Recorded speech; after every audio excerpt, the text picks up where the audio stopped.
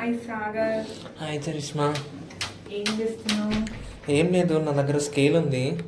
ఈ టేబుల్ది circle circumference కొలుద్దామని చూస్తున్నా. స్కేల్తో? అవును. కొలు చూపి. ఇలా అప్పుడు స్కేల్ మొత్తం ఫిట్ అవుతుందా నీకు ఇక్కడ ఎడ్జ్కి?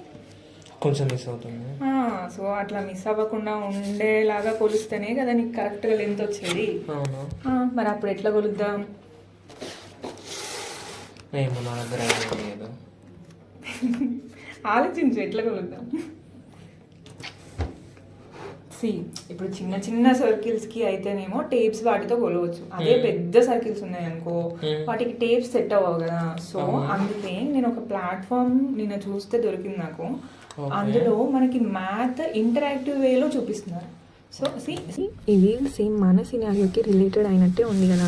ఇప్పుడు నువ్వు ఆ వీల్ చుట్టూ ఒక రోప్ చుట్టినా అనుకో. సో ఇప్పుడు ఆ రోప్ లెంత్ ఫైండ్ అవుట్ చేస్తే నీకు వీల్ లెంత్ ఎంత ఉందో అర్థమైనట్టే. ఇప్పుడు నువ్వు అది ఎట్లా ఫైండ్ అవుట్ చేస్తావు? ఫస్ట్ ఒక పాయింట్ మార్క్ చేసుకో. అది ఎక్కడ మార్క్ చేస్తావు? ఆ వీల్ ఎక్కడైతే గ్రౌండ్కి టచ్ అవుతుందో అక్కడ మార్క్ చేయి. ఇప్పుడు ఆ రోప్ని నువ్వు అన్రాప్ చేసినప్పుడు ఏమైంది అంటే అదే సేమ్ పాయింట్ మళ్ళీ గ్రౌండ్కి ఎక్కడ టచ్ అయింది? ఆ రోప్ ఎండ్ అయినప్పుడు. నీకు ఇప్పుడు అర్థమైంది ఏంటి? ఒక పాయింట్ వీల్ ఎడ్జ్ పాయింట్ మనం మార్క్ చేసిన పాయింట్ ఆ వీల్ 360 degrees తిరిగినప్పుడు సేమ్ అదే పాయింట్ మళ్ళీ వచ్చి టచ్ అయింది. సో నువ్వు ఆ 1 పాయింట్ అనదర్ పాయింట్ ఆ 2 పాయింట్స్కి మధ్యలో ఉన్న లెంత్ ఫైండ్ అవుట్ చేస్తే వచ్చే లెంత్ మనకి సర్కిల్ లెంత్. అంతే. ఓ సింతేనా? అంతే.